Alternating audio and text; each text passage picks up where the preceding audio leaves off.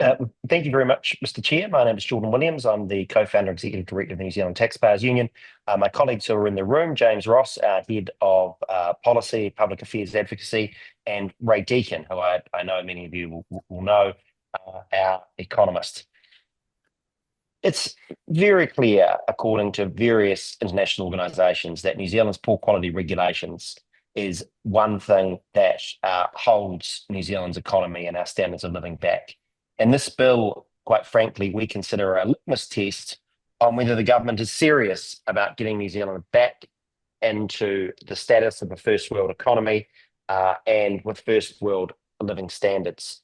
It's too easy for us, and we can spend the time taking on some of the more ridiculous assertions and frankly hyperbole that have been bantied about this bill. But I mean, it's ultimately it comes down to the political parties and you as MPs to choose whether you want to be adults and take a long-term view and back New Zealand, or take a short-term political slapsticks that frankly keep New Zealand poor. In the same way as, you know, the Taxpayers Union, we pick up ideas where they're good from the Greens, particularly around transparency. For example, we think that this is on the other end. This bill is primarily around transparency, and it's around transparency is something the Taxpayers Union really cares about, and that is regulatory tax and regulatory taking. It goes at least some way of identifying costs of regulatory taxes. The bill is in effect an information disclosure regime. It does not obviously tie the hands of Parliament, other than forcing lawmakers to turn their minds to cost trade-offs and regulatory takings, among other things. It is, and I say this in my background in public law, an encapsulation of what used to be seen as just good lawmaking. And I put to you, for example, one of your key roles as an MP is to uphold the rule of law. Frankly, if you vote against a bill that requires disclosure of the rule of law implications of proposed legislation, I'd put to you that that is a failing of what is traditionally a duty of being a public representative in Parliament. I'll hand now over to Ray, who drafted our submission, to go into a bit more detail. Thank you, Jordan. Good morning, members. The economic cost of poor legislation is enormous. In 2014, the Productivity Commission found that nearly 2/3 of New Zealand's regulatory agencies were working with legislation that was outdated or not fit for purpose. We do not recall that this prompted urgent government corrective action. The New Zealand Initiative, who are on tour in the Netherlands at the moment, report that the Dutch realised poor legislation was creating a drag on their economy. Corrective action resulted in a 25% reduction in the administrative burden within 4 years. This liberated €4 billion annually. Even a modest improvement in the quality of legislation represents a dramatic saving in economic cost that will be far in excess of the cost of the regime. But there has been no plan to assess the quality of legislation. There has been no plan to improve the quality of legislation. Therefore, there has been no plan to reduce the economic cost of redundant, ineffective, or poorly implemented regulation. There is only an ad hoc approach to reviewing and amending legislation, and even then, this usually only occurs when it is impossible to ignore the cost of regulatory failure, until this bill. As well as assessing the quality of developing legislation, this bill provides the legal structure for assessing the quality of existing legislation. This has to be worth something.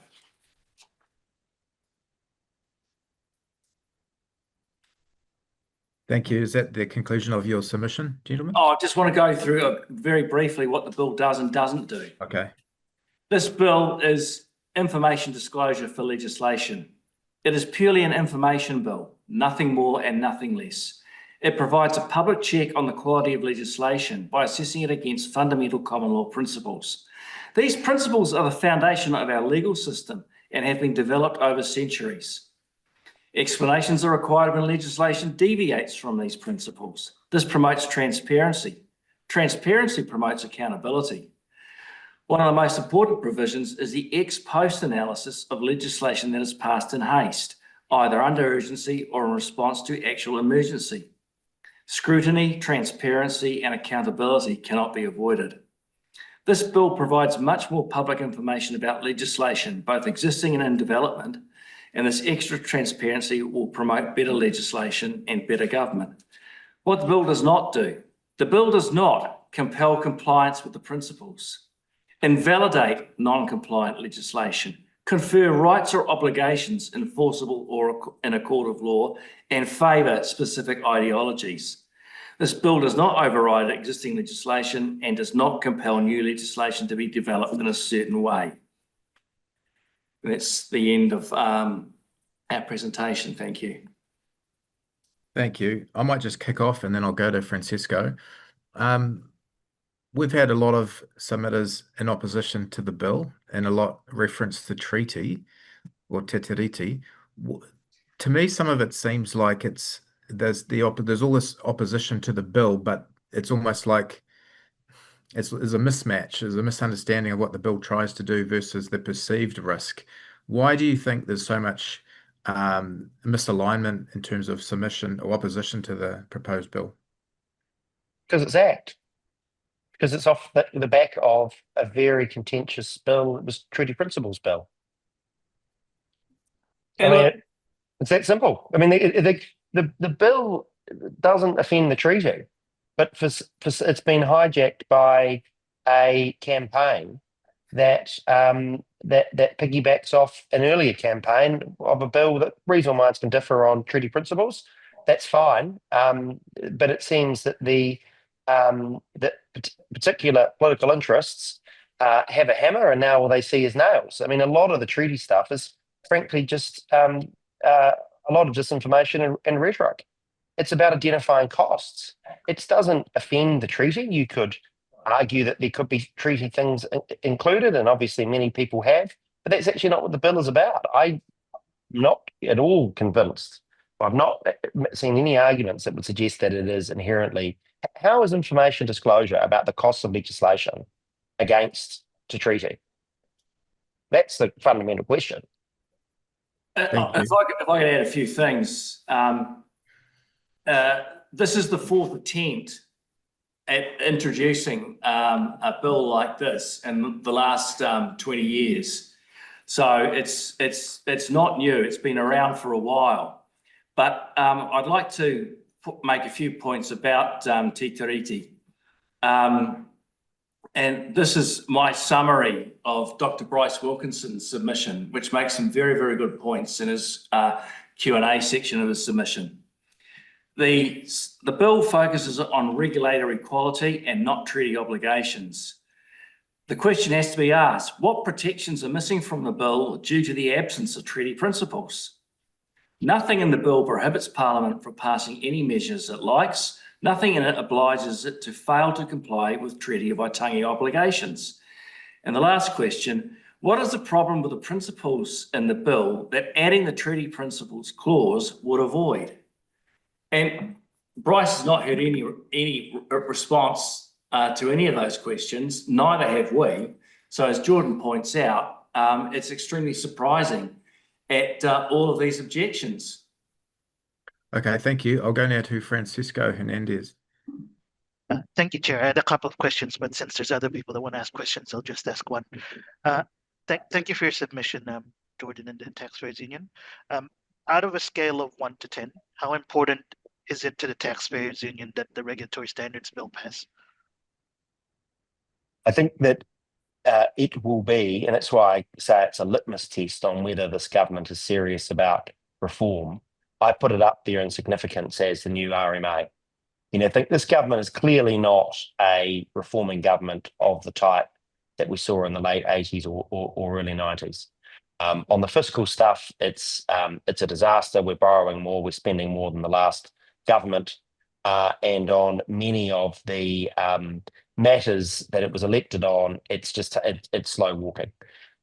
We've been very open that if the government is successful in getting the RMA, which is obviously our largest regulatory tax, out of the way and get that handbrake off New Zealand's long-term prosperity. It will be remembered for that. I think that this is, if it is embedded, and by that, that's really up to Dr. Russell and her colleagues, whether it is kept, and it becomes normal, just like BORA disclosure is, where parliamentarians must turn their mind to the costs of all the takings contained in legislation. I think that it is quite not revolutionary. I'd put it on the same sort of basis as Ruth Richardson's Fiscal Responsibility Act, for which was and is world leading. Okay, members, we are over time, but we're slightly ahead of time, so I will go to the next two questions. So we've got Cameron Luxton, followed by Dr. Deborah Russell. Yeah, thank you, Chair, and thank you, Jordan, for that putting that bill in context with BORA and Public Finance Act. I just had a question. This committee's had a couple of contributions heard where people question whether Section 24, in which the Act does not confer a legal right to impose a legal obligation on any person that is enforceable in a court of law. We've heard some submissions suggesting that the courts might ignore that provision and perhaps start having an obligation that is enforceable. Could you speak to whether that is fear-mongering, misinformation? You've got a bigger problem then. You've got a bigger problem. There's quite an irony if you've got people coming in saying this breaches parliamentary sovereignty, and one of their arguments is that parliaments might breach that parliamentary sovereignty. Well, it's more that the courts might take the ball and run with it and start ignoring that provision. Do you think that is a possibility? Well, it's always a possibility, but that would be obviously right for Parliament to. I mean, that would be a constitutional crisis. If you're asking, does this invite a constitutional crisis? I don't think it does, in the same way as you look, if anything, courts have been rather restrained on BORA. Look at the way, I mean, surely the biggest BORA case in my lifetime was whether the decision to lock down and the various COVID provisions were lawful, and yet the courts bottled it. My profession slow walked it. Okay, thank you. Dr. Deborah Russell. I just thought it was a bit of hyperbole there, really, around that, but let's just pass on that. I just want to clarify that the thing was not so much whether the courts would enforce it as that they'd start to read the principles into various other cases that are in front of them. But that's already the case. You look at the principle around that taxes and levies must be, that there's not, the executive doesn't have the power to tax, only Parliament can tax. The courts already apply the standard rule of law principle that the ability to tax must be very explicit in legislation. This is the thing, that these principles are not radical. They are classical Westminster style, not just principles of good lawmaking, but principles of good legal interpretation.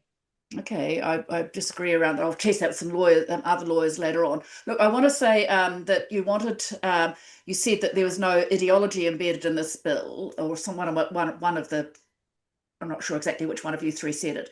But looking at clause 8, I just see that as straight out libertarian philosophy. How can you say there's no ideology embedded in this bill when it has this very individualistic view of what liberty is, and very much a prioritizing of property rights over all other rights? That's just pure libertarian ideology. Well, transparency, it doesn't enforce it. It requires identification of costs and the transparency of it. Right, but to say it's non-ideological is just frankly wrong. It does have an ideology. Well, unless you're saying, Dr. Russell, which I'm sure you're not, that your particular ideology ignores the costs Parliament imposes on people. No, I'm saying that clause 8 embeds libertarian think. Ideology in this bill. Okay, I think we've asked and answered. Okay. Yeah. All right. Thank you, Jordan and team, for your written and oral submission today. Really appreciate it. Thank you, Mr. Chair. Thank you very much. Committee, thank you.